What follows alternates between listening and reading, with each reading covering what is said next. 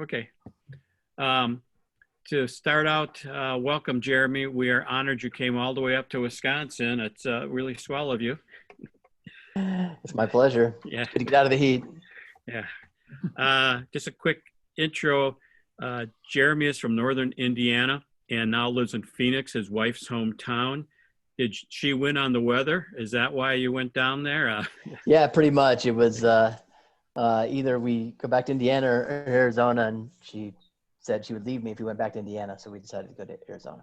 Yeah, I can understand. Although you guys are approaching that time of the year when that's questionable. But no, absolutely. I have a reminder of that around this time of year. Yeah, Yep. Yeah, you lose. He went to Indiana University for his undergraduate degree and the University of Texas at Austin for his PhD in psychology. He worked in publishing for roughly a decade. His day gig now consists of serving as the principal partner at American Philanthropic consulting firm he co-founded in 2008. And he's very helpful on the Friends of SABR that I'm on also. He's written a bunch on different topics, including books related to philanthropy, that's a nice word, philanthropy, or whatever I'm trying to say. This was his first baseball book. He's received a number of awards for Oscar Charleston. He won the SABR Seymour Medal. He shared the 2020 Larry Ritter Award. He won the Robert Peterson Award by the Negro Leagues Committee and Spitball Magazine's Casey Award. So well received book. I enjoyed it greatly. Matter of fact, it's one of those books I couldn't wait to get to the end to see everything. And then when I got there, I said, well, I should have slowed down because I was enjoying it too much. So thank you for that. Oh, thank you. Let me start you out with a question. This is really just to get to know you a little differently. What is your earliest baseball memory, and who was your first favorite baseball player? My earliest baseball memory, my dad was a big Yankee fan, and I remember the Yankees-Red Sox one-game playoff. I guess that was 78, right? And the Bucky Dent home run. Yeah. That's my earliest baseball memory. My first favorite baseball player, when I really started caring about such things, I guess was probably Mark Grace. I mean, that's as a sort of like 11 or 12-year-old. I loved Mark Grace so much that I convinced my brother and a friend to invest in Mark Grace rookie cards with me. Like we were going to get rich by investing in Mark Grace rookie cards. He was headed straight to Cooperstown. That didn't quite work out, but the $30 investment we made at the time seemed huge, but I guess it's okay. Anyway. Hey, it was fun. Yeah. They've never let me forget that bad investment advice. What are friends for? Let's start out the conversation, and I've got just a real simple question. Why Oscar Charleston? Yeah. Bill James put me on the course. I must have been 15 years or so ago. I was reading the new Bill James Historical Baseball Abstract, which probably many of you have read or thumbed through at least. And he has his top 100 players of all time in there. And I did not know I did not recognize the name of the number 4 greatest player of all time on his list, Oscar Charleston. Number 1 was Ruth. Number 2 was Mays, I think. 3, Wagner. And 4th was Oscar Charleston. It just floored me that it would be possible that I had overlooked. I mean, I wasn't quite as maniacal a baseball fan at the time as I became perhaps over the last 15 years, but it just seemed impossible. So I started looking into this fellow. I mean, James makes a big case for Charleston in that book, if you recall. He says, this is not out of political correctness or anything like that. This is my best sense based on the data that I have seen, testimonies of others, that this man may have been the greatest all-around baseball player of all time, or at least right there with Mays on that score. And as I started looking into him, there just wasn't much about Charleston out there. At least what there was very kind of half mythological, could be contradictory, clearly a lot of just garbled information passed on secondhand. But one thing I discovered for sure is he's from Indiana, like me, as you just heard. And that just irritated me all the more because my friends and I thought we took pride in knowing who all the great athletes from Indiana were. We would tick them off all the time by sport. and he had never crossed my radar. So that was another injustice done to Charleston, primarily because of his race, also because Indiana hasn't done a whole lot to claim him. So those two facts together, just how can the number 4 player of all time not be well known? That's an injustice. And how can I let that happen out of regional pride for somebody who's also from Indiana like me? So that's how I got going on the project. And I'm sure it was an easy project because everybody knows so much about Oscar Charleston, and there's information everywhere you look. Yeah, right. Real easy. Writes itself. I will say this: it's easier now than it would have been the day after he died, because of the digitization of all the old newspapers and periodicals that have the story of Charleston within them. It's much easier now than it would have been not just 60 years ago, but even 10 years ago. You can search instantaneously through 80 to 90% of the newspapers you need to search through. Not everything is digitized, but most of it is. And you can piece things together if you just have the patience to do so. So yeah, it wasn't easy, but that's made it a little bit easier.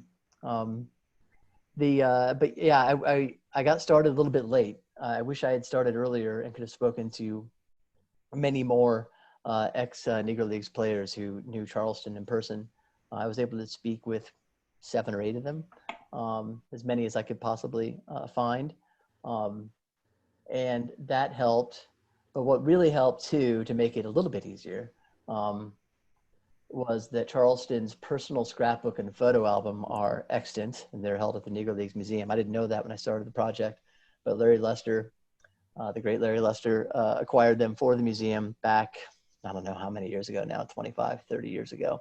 And I think maybe just a handful of people have looked through them. Jerry Strecker is one, SABR member Jerry Strecker.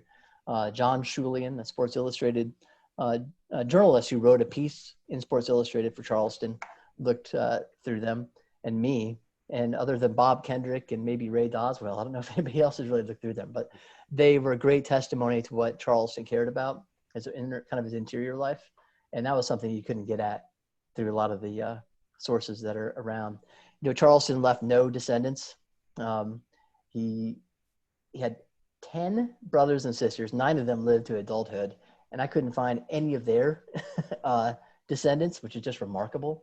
I built a whole family tree in Ancestry.com and ran down every lead I could. And maybe I should have just, kept trying. But ultimately, I found a couple of like tangential relatives. I had better luck on his wife's side, and that helped a lot. But yeah, it wasn't, to get to your point, it wasn't super easy, but it maybe wasn't as hard as you might think because of the digitization. I guess I should say one more thing that's made it kind of much easier. Also something that's gotten a lot better. Negro League statistics are actually pretty good. If people here know about the site seamheads.com, if you go there, that's where the best Negro League stats are housed. They're pretty good. We actually have not full seasons, but we have maybe 2/3 seasons. It's one Larry Lester guesstimate. I haven't asked Gary Ashwell what he guesstimates that we have in terms of number of box scores or data from games between top black teams, but it's not bad. So you can actually, sometimes you'll still hear, I remember hearing Jane Levy say this, maybe she wrote this in her Babe Ruth biography lately, that, we don't have good Negro League statistics. We have no way of knowing. We have no way of knowing how good these guys were. That's not true. That's just not true. That's completely false, actually. I mean, I don't blame her for thinking that because that's like the old meme is out there, but that's just not true. We have pretty good stats. We actually have a pretty good idea of how good Negro Leagues teams were versus white major league competition, thanks to the work of guys like Scott Simkus, another great SABR researcher. We know exactly, we know how at least good Oscar Charleston did in about 150 plate appearances against white major league pitching. He cleaned up is the answer. So we actually don't buy that we don't have good Negro League statistics. They're actually not that bad as they've been reconstructed by SABR members. I can't imagine the amount of hours that's gone into it coming through old box scores. So it's a long, rambling answer to your question, Dennis. No, it's a good one. Researching Oscar, I always like to look at the two extremes on things. What was your biggest surprise that you learned about him? Well, the most welcome surprise was that he was actually a pretty admirable and likable man. I wasn't sure that would be the case going in. That's not the impression you get from reading some of the secondary literature or some of the dashed off stuff online. Mm-hmm. Mark Grabowski has written a history of the Negro Leagues, and there he says that, basically paints a portrait of Charleston as sort of a borderline thug, maybe kind of a psychopath, just like always getting in fights and off the field as well as on the field. So I wasn't sure I was going to like the guy. And it turned out to be very different than what the portrait out there suggested. In fact, the firsthand information, both from newspapers at the time, like profiles in the papers at the time, as well as the testimony of people who played for him and with him, was that he was stern. He was intense competitor. He wanted to win. He was a tough coach, tough manager, but he was really likable, charismatic, a natural leader, smiled a lot, laughed a lot. The word beautiful was used to describe his personality by at least two of his former teammates or players that played for him. So a very different portrait emerged, and that was a very pleasant surprise that this is somebody that we can not only admire for how well he played the game, but sort of as a man. Not that he was not without faults, but pretty admirable.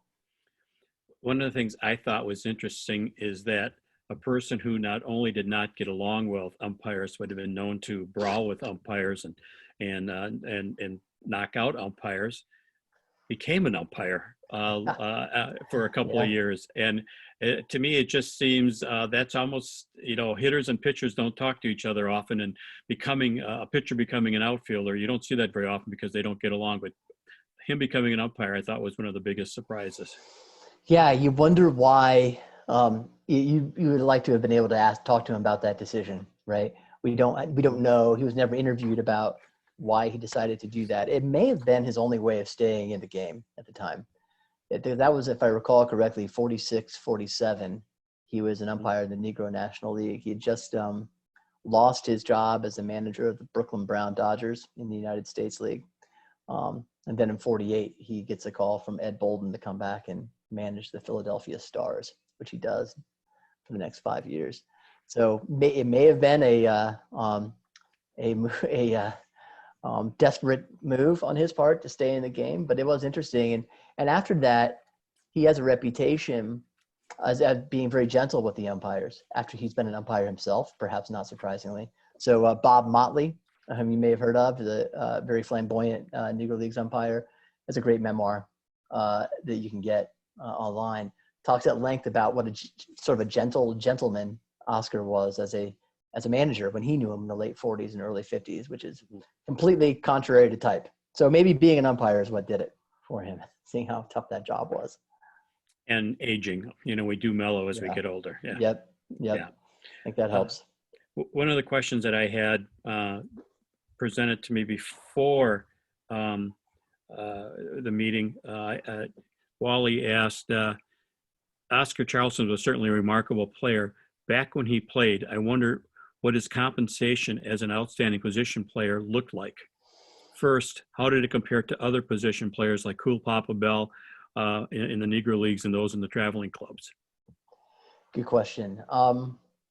So he was usually the highest paid player in the league, at least if you can believe press reports at the time. So he would have been paid more than Bell. Probably throughout the time that Oscar was playing anyway. How much that was, he probably topped out at 300, maybe 400 a month. Mm-hmm. Now, how did that compare sort of to the rest of society? It was more than the average worker made at the time, including more than the average white worker made at the time. It was considerably more than the average black worker made at the time. It's actually considered pretty good money. So he's compensated pretty well, all things, considered. And there was at least one article I found I want to say it's maybe the late 30s or early 40s when Satchel Paige is sort of at his peak, that the columnist goes on at length to argue that Charleston has made more money in the game, in the black game, than anybody else, and that he owns a house. It's like you got the feeling that Oscar had fed this guy information to sort of get it out there that he had done well for himself and not to forget about him. So yeah, he was compensated well. He would have been compensated better than just about anybody. There was one time I found, I think it was a 1929 Hilldale club. I think I have the year correct, where Charleston was made manager of that club by Ed Bolden, and he recruited Martin Dehigo from Cuba to come join the team, and he paid Dehigo about $25-50 more a month than he was getting paid himself.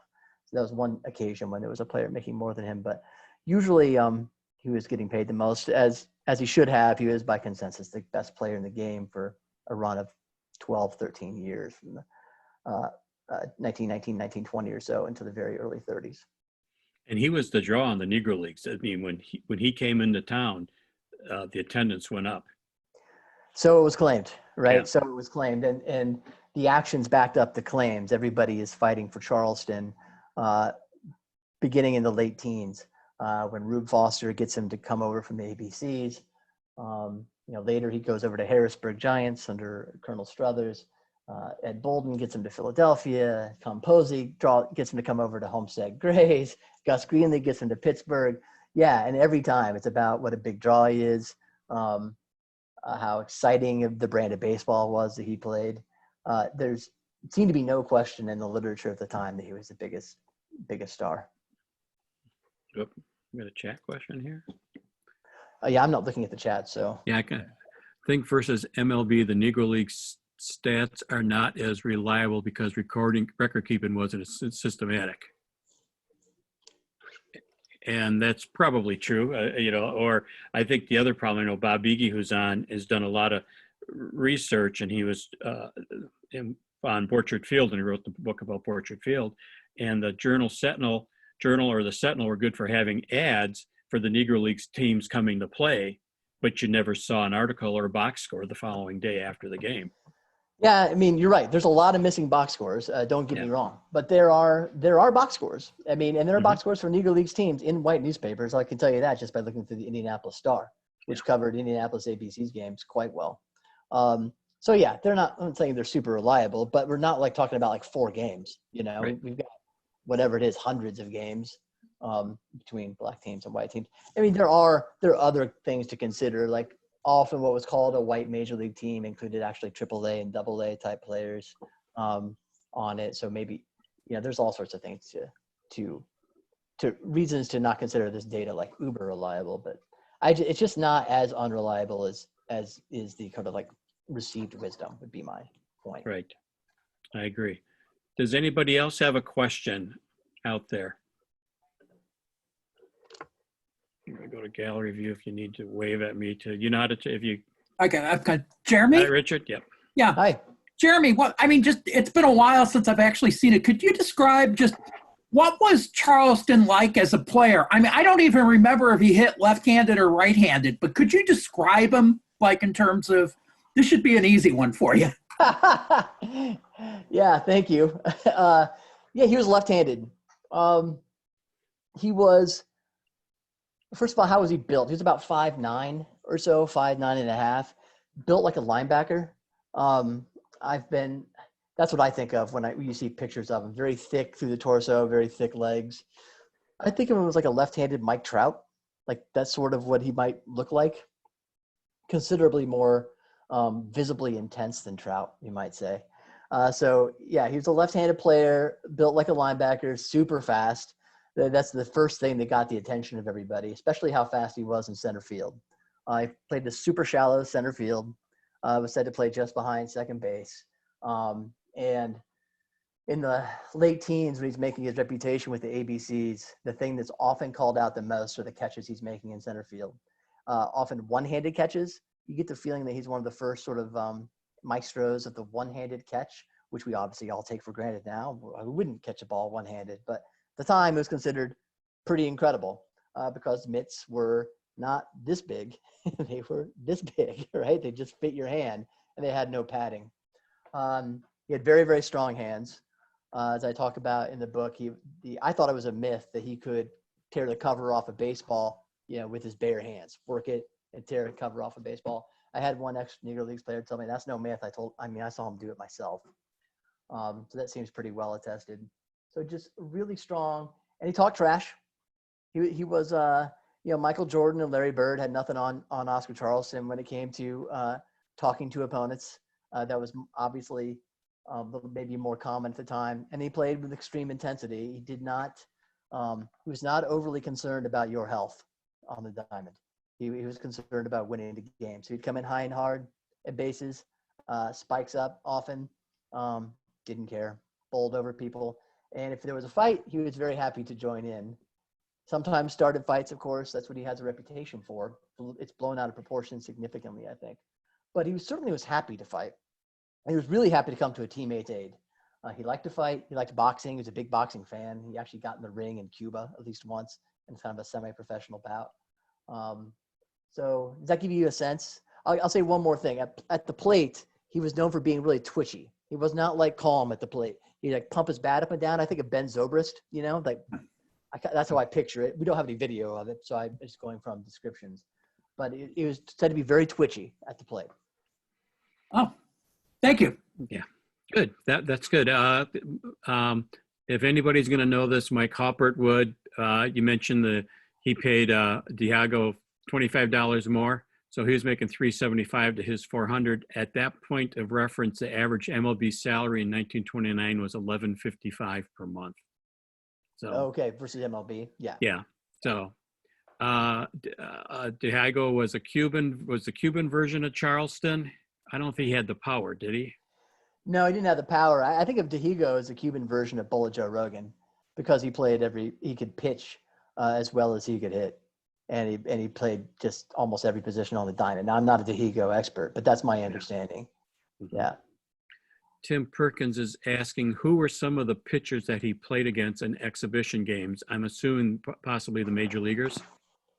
Is that what you mean, Tim? Yeah. So most famously, Lefty Grove in at least 2 games. He homered off Grove in 1 game. He was very proud of that. That was a story he would tell later in life. Allegedly, he homered off Walter Johnson. I could not find a box score or game accounts to confirm that. So take that for what it's worth.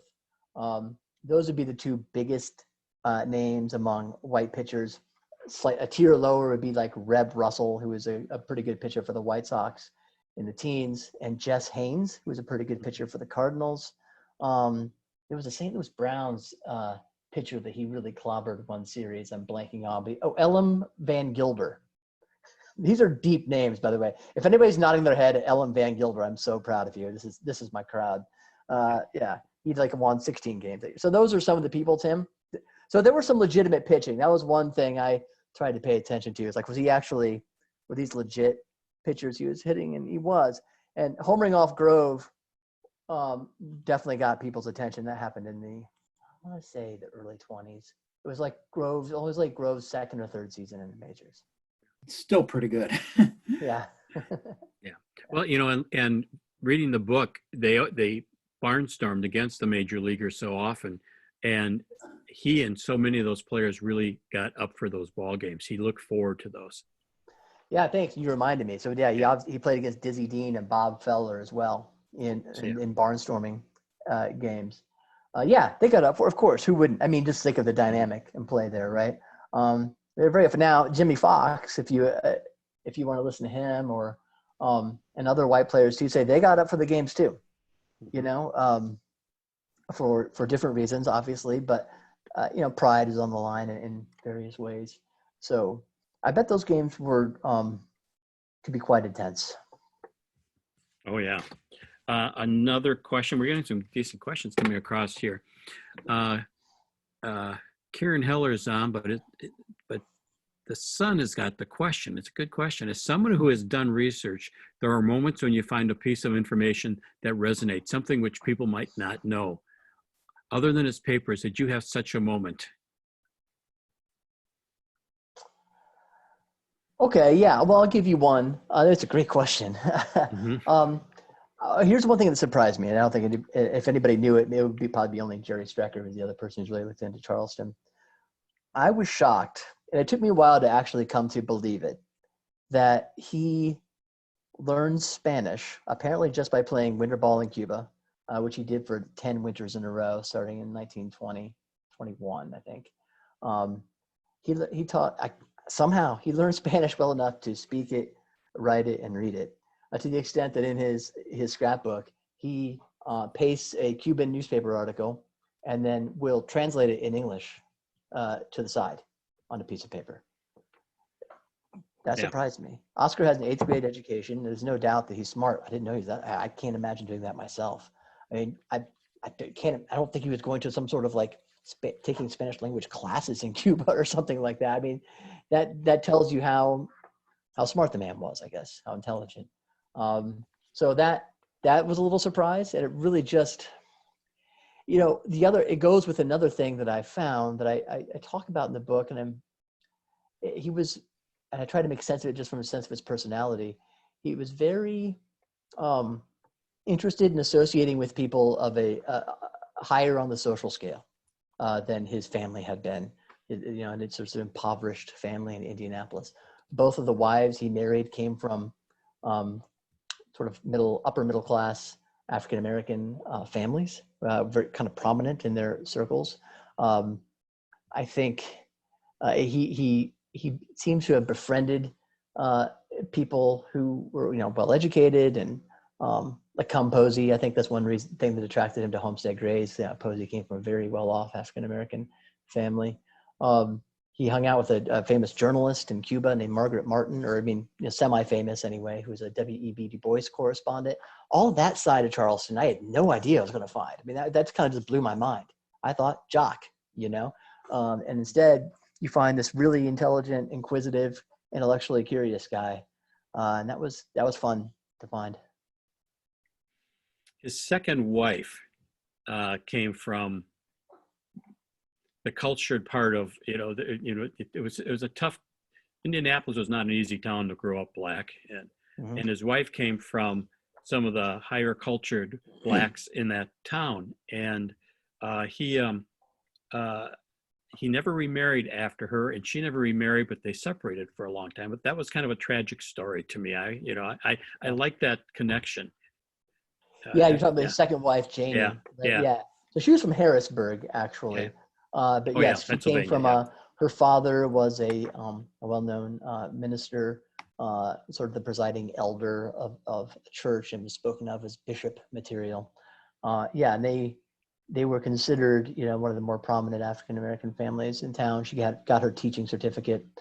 Yeah, it is kind of a tragic story. I mean, she, speaking of pandemics, lost her first husband in the Spanish flu. They took a honeymoon to Cuba. They both ended up coming down with the flu, and he died. And he was young and healthy. Leroy was his name. Leroy. I'm blanking on the last name. Anyway, and she almost died too, which always struck me as almost unbelievable that she went with Oscar back to Cuba on their honeymoon after they got married in the early 20s. What memories must have been going through her mind? Like, oh my gosh, we're doing this again.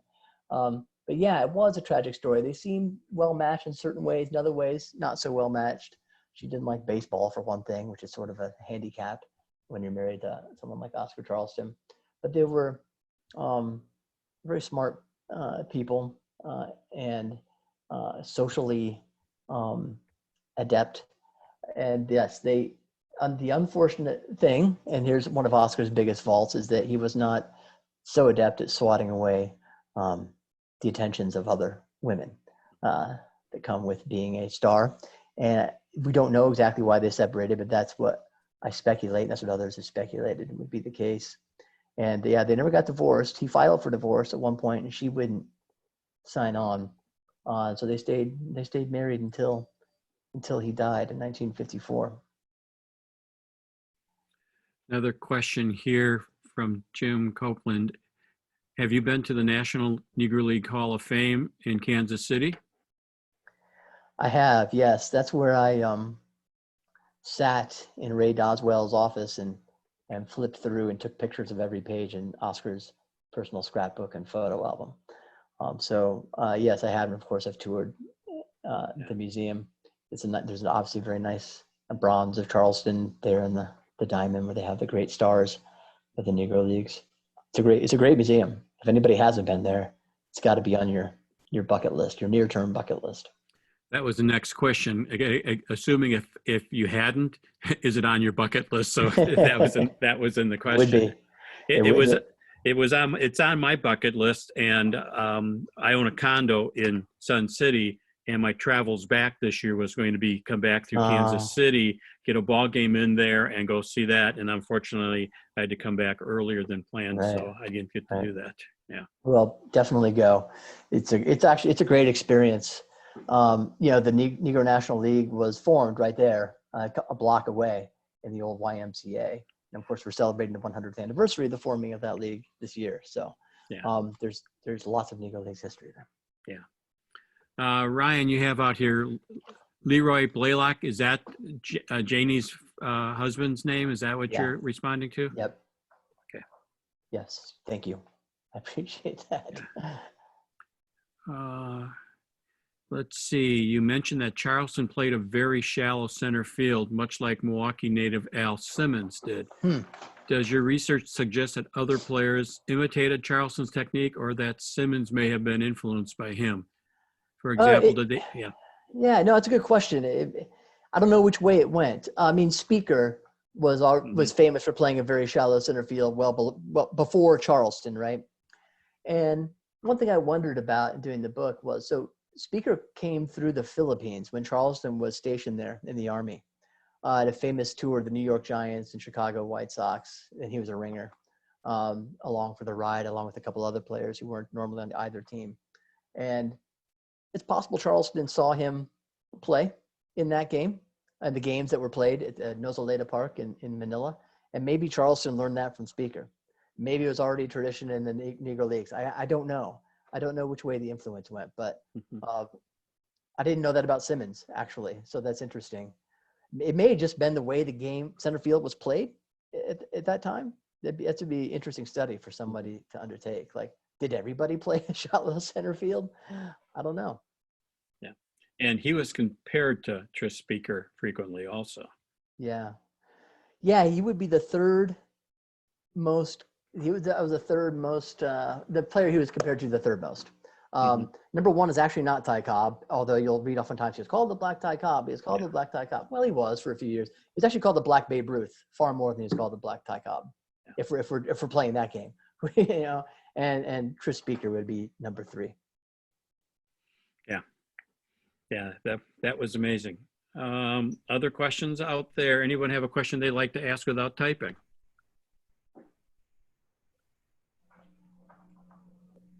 I'm wondering if didn't most outfielders play much more shallow in those days? Yeah, I mean, that's what I'm saying. It's very possible. I guess I'll just say this, though. If it was everybody, the newspaper accounts wouldn't have, and the players wouldn't have talked about how shallow Oscar played, right? Or how shallow Simmons played, perhaps, or Speaker. So they must have played even shallower than the norm, or else it wouldn't have been commented on. You mentioned the scrapbook. How many pages was it? Scrapbook it's probably this thick. Can you tell how big I'm doing? Okay, yeah. It's pretty thick. I'm going to guess it's 250 pages, something like that, 200 pages. It covers most of his career. And I don't know if Janie kept most of it or if he actually did, because it's not as full once you get past the years in which he was living with her. So, but yeah, it's just a significant amount in there. And it's just very telling. There's a lot about things about boxing, a lot about like black high society. There's a lot about the fights he got into. He was not embarrassed about the fights he got into. He happily pasted those things into his scrapbook. He pasted even like articles are very critical of him in these fights. Almost you can sort of like hear the chuckle as he's putting it in there. Like, yeah, that's me. Yeah. One of the questions I have, and you I'm sure wouldn't know because most people don't even know about this team, but here in Milwaukee, we had the 1923 Milwaukee Bears. the Brewers wear uniforms. No one knows what the uniform looks like. Any chance Oscar's got a picture of that in his scrapbook? Because no one has ever seen a picture of those uniforms. Of the Milwaukee Bears? Yeah.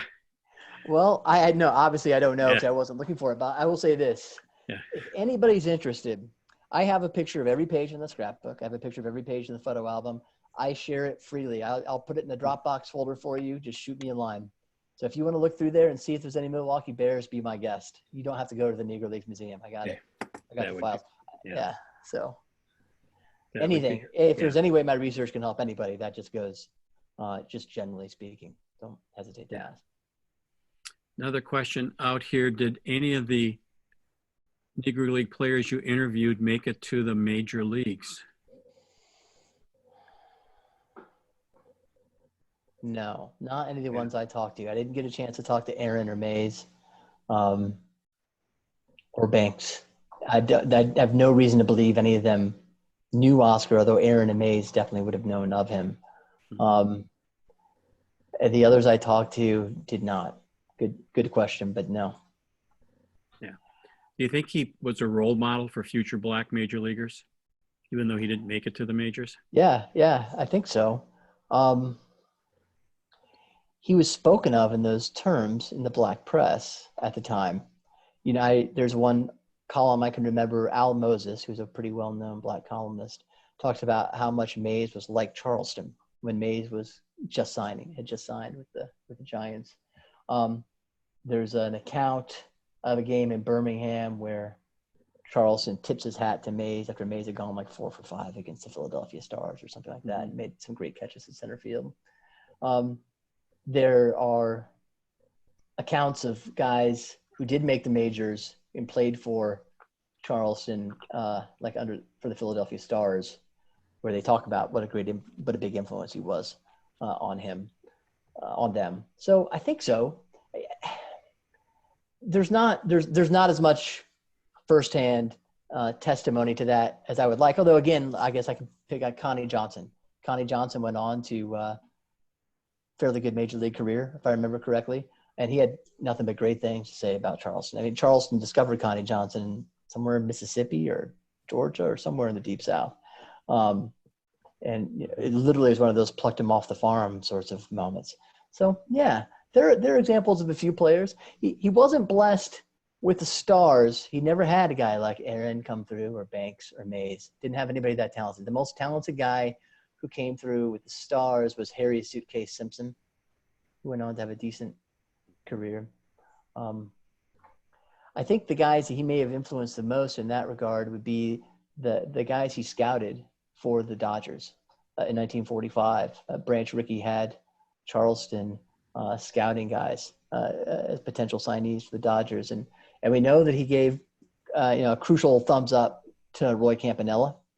Campy repaid him by calling him Oscar Robertson in his memoir that was published in the late 50s. His ghostwriter, I should say, repaid him that way. I doubt that Campy wrote that. And there were other guys too. Johnny Needle-Nose Wright, who was signed right a long time. Jackie was signed. Sam Bankhead and some of the very early Dodgers black signees probably, would have given Charleston credit for some of their development or being signed if anybody had ever asked them.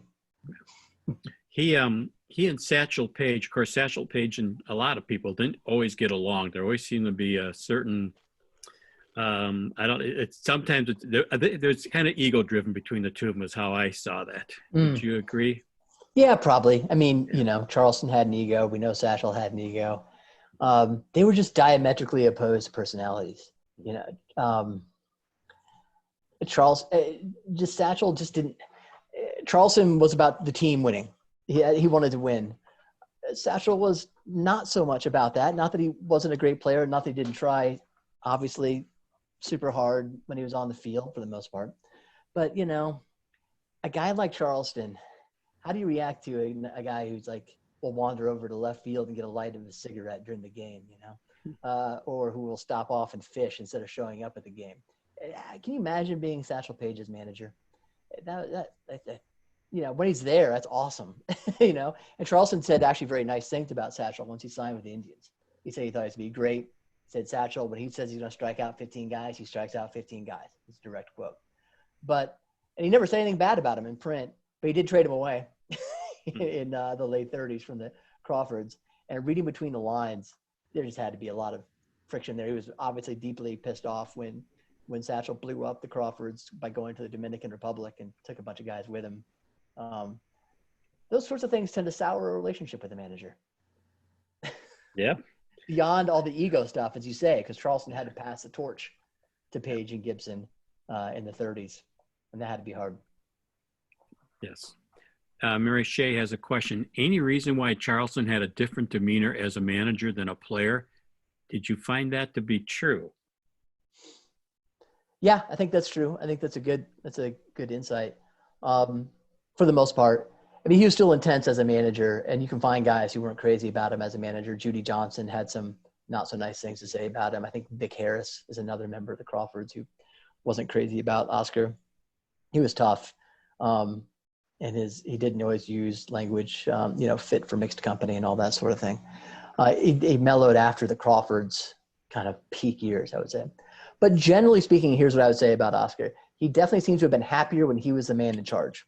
When he was not the manager is when you find more of the fights and just dissension, butting heads with a guy like C.I. Taylor, who was his manager of the ABCs, butting heads with Composi, when he was with the Grays, but wasn't the manager, obviously.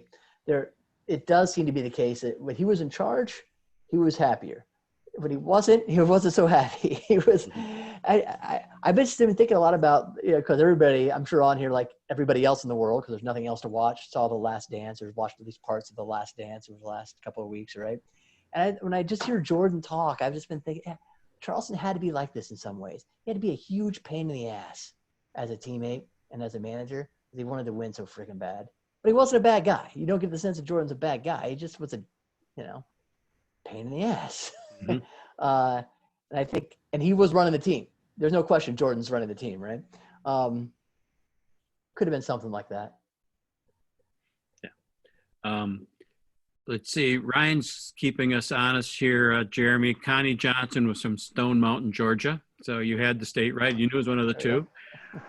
Question from Richard Smiley. Did he ever discuss who he thought was good? Like, this pitcher was really tough. Was there pitchers that he thought owned him? Oh, in the Negro Leagues? Yeah. Boy, that's a good question. Okay, I would have to go back and see who he put on. He put together at least once formally his all-time Negro Leagues team. I'd have to go back and see who this pitcher was on that team. And I can't remember, or pitchers. I can't remember offhand. Really good question. Because I have a feeling it wasn't Satchel. I have a feeling it was somebody else. Other than that, nothing's coming to mind other than that. I may just not be remembering. I remember him saying one time somebody said that one of the Negro Leagues pitchers maybe was as good as Lefty Grove. And he said, well, he's got the same curveball, but he doesn't have the same powder. He doesn't have the same fastball. So he thought very highly of Grove. Now, it's a good question. I'm sorry I don't have a great answer for you. Yeah. And who was his center fielder on his all-star team? It wasn't him. It was not him. It was Rap Dixon. Yeah. Yeah. And then his last few years, he played first base. Right. Yeah, his wheels went. He moved over to first base when he went to the Homestead Grays in 1930. So now by that time, that's his 16th year in the Negro League. So it's not exactly early in his career. And he's 34, I guess, at the time. So yeah, he moved to first base. He was getting bigger. As you've seen pictures of Charleston, he's a big man late in life. He was still impressed people by his ability to steal bases and run pretty well for how big he was. But yeah, his didn't have the wheels to play center field anymore. Yeah. Question here. Again from Wally. Did Charleston have much in the way of interaction with Buck O'Neill? Yes. Buck O'Neill says that he first saw Charleston playing in the Palm Beach Hotel League in, I want to say 23, a year right in there. The Hotel League was just a league with 2 teams. Does everybody know what the Hotel League was? I don't want to bore people, but it was like one hotel, like the Breakers had a team, and another hotel in Palm Beach had a team, and they just played each other like 3 or 4 times a week for the benefit of the people who were wintering in Florida. So O'Neill first saw him there, and then they managed against each other in the 40s. There's some good pictures of them like standing with Bob Motley, O'Neill managing the Monarchs and Charleston managing the Stars. So O'Neill, I think, knew him more as a manager. He'd seen him as a boy when Charleston was at its peak, but I think he knew him more as a manager. And of course, O'Neill says all sorts of incredibly nice things about Charleston later on, how he's the greatest. Willie Mays the greatest Major League player he's ever seen, but Charleston's the greatest player he's ever seen, period. That is one such quote. Thank you, Wally, because our book club is reading Joe Poznansky's book on Buck O'Neill. So thank you for the segue there too. Yeah. Yeah. Tom O'Connell asking, dating myself here, boy, you can, Tom. I'm sorry. But Bill Russell had the same demeanor as Jordan during his playing days. Tough competitor. That's interesting. Yeah. Yeah. I'm trying to think of another baseball player. And I would love people sort of, who would you nominate, especially from the last generation or two, who is that kind of competitor on the field, who maybe kind of got into scrapes from time to time? Pete Rose. Rose? Pete Rose. That's the best answer right there. That's interesting. Yeah, I hadn't thought of that. Any other nominees? Is there anybody today? Because people ask me this question, like, well, what about today? And I again, in terms of like being a 5-tool player and the way he's built, I think of Trout and just how dominant he is. But Trout doesn't, personality-wise, isn't at all like Charleston. Is there anybody? Yeah, I see somebody says Ted Williams in terms of personality. That's not bad. But today? Bob Gibson. Gibson? Yeah. Yeah. I like that. I like that. You know what? Maybe like Chase Utley, actually. Chase Utley. A little bit of a hard ass, right? Red ass. AJ Pierzynski. AJ Pierzynski. Okay. All right. Thank you. No, I've been trying to think of somebody. It's a style. It's a personality style that is not in style today, I would say, right? That might maybe it'll come back. Yeah. From DeRocher. Yeah, but Charleston, DeRocher was more of an overall jackass. He'll do anything to win. Yeah, maybe he might go further than Charleston would have. I don't know. I read Dick, who is it, wrote that good biography of DeRocher recently. It's really good, but I didn't come away thinking there were a lot of similarities. A couple other questions out here from Bob. Can you talk about OC's Hall of Fame induction? Who spoke? Oh yeah, thanks. Yeah. Well, the interesting thing is like first of all, the Hall of Fame almost couldn't find anybody to come represent Charleston. This is 1976. He's the 5th Negro Leagues player inducted, 4 playing in the Negro Leagues. They almost couldn't find anybody. That's sort of how unassuming and quiet lives his siblings led, even though like 4 or 5 or 6 of them were still alive and living in Indianapolis. So at the last moment, an Indianapolis Star columnist lamenting that he would have nobody to represent him and the city would have to send somebody. His sister Catherine came forward, and she and her husband went out, and she represented him at the Hall of Fame induction ceremony. She spoke for 30 seconds. Said it was she took 30 seconds to compose herself, and then she spoke for 30 seconds and said, "This is the greatest day of my life. I've been praying this day would come. Baseball was everything to my brother. Baseball was his life." It's pretty much all she says, and she just thanks the Hall of Fame for the induction. So it was very short and sweet, but the emotion comes through if you listen to the tape they have in Cooperstown. The emotion of the moment very much comes through.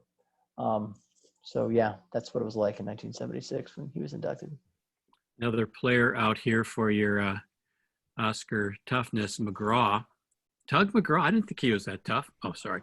But McGraw was he was somewhat of a contemporary, although he was managing when he was playing.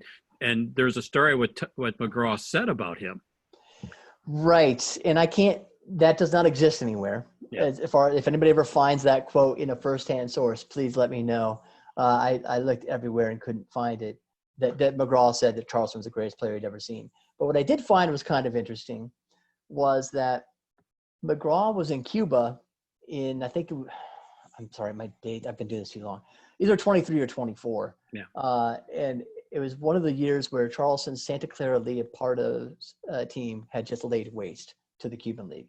McGraw was down there to bet on the ponies and enjoy some good weather. There's no evidence that they necessarily met and McGraw saw him play, although it wouldn't be surprising that he did. But I did find the ship manifest sailing back from Havana to Key West. And just John McGraw, and I believe his wife's name is Blanche McGraw. And then like 3 rows below that, Oscar Charleston, Jane Charleston. So we know they were on the ship together coming back. So if he did say it, maybe he said it on board that ship, and maybe Charleston's one who ended up, getting that into the lore. Yep. John Graff is asking, Dennis asked about your earliest baseball memories. What did you find out about Charleston's earliest exposure to the sport? Yeah. Well, so it's often repeated. It sort of enters into the literature at some point. I couldn't tell where it exactly came from. Again, it could have been Oscar himself who said it, that he was a bat boy for the Indianapolis ABCs prior to joining the Army. So, and we know that the ABCs played their home games in Northwestern Park. That was 2 or 3 blocks away from where Charleston lived. It was in the same neighborhood, the same Indiana Avenue neighborhood. So we know basically beyond a shadow of a doubt that he was exposed to baseball, semi-pro baseball as a boy. We know he played boyhood baseball games like everybody else does because we have a firsthand account of that from his friend Bill Holland, who went on to be a great Negro Leagues pitcher. So he probably was a bat boy for the ABCs, to answer your question. And then he joins the Army at age 15. He lies his way into the Army. He gets shipped to the Philippines, comes back 3 years later and joins the ABCs. Yep. We're just about 8 o'clock, 7:57. One last question, anybody? In all of your research, did you come across anything about Eddie Klepp? Boy, if I did, the name isn't ringing a bell. Who's Eddie Klepp? He was the first white guy to play in the Negro Leagues. 1945. Interesting. Now, I think he played in Borchert Field, but I don't have any proof because they didn't put the box score. Yeah. No, I'm sorry, I didn't. I was waiting for that one, Bob. We're going to do the drawing for the book. I will be ordering it on Amazon and sending it to you, so you don't have to worry about where I've been and what I've touched. Before I do that, I'd like to remind everybody we're having a book club meeting on June 10th. Now that this meeting is over, I will send out the email with the instructions on, like I said, Joe Pondansky's book on Buck O'Neill. It's an enjoyable book. It's an easy read. Mary, I got your email, by the way, about what Joe said about that. I just haven't had a chance to open it up yet. But so that'll be on June 10th. And if anybody has suggestions for additional speakers for book club, please email me. Let me know. I appreciate it. And the winner is, without looking,